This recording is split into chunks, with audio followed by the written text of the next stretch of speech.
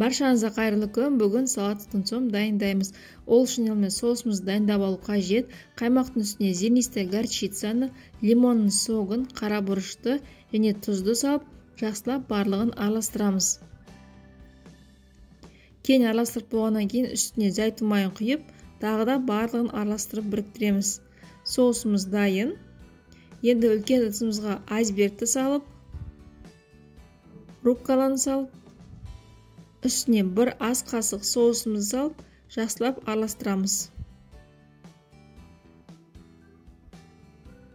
Енді осыны үлкен ыдысқа салып, үстіне тунецімізді қойып шығамыз.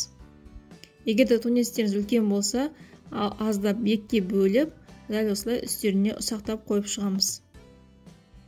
Ұсақтап қойып болғаннан кейін үстіне қайнатылған жұмыртқамызды осылай қойып әсемдеп шығамыз.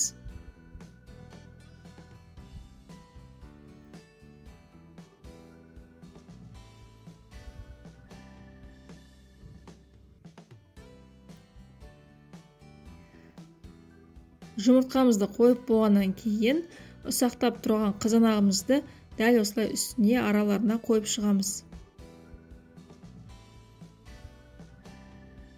Салатымыз дайын. Міндетті түрде осы рецепт бойынша дайындап көріңіздер. Сіздерге ұнайды деген сенімдемін. Видеоны соңына дейін тамашалағандарыңыз үшін рахмет. Астарыңыз дәмді болсын.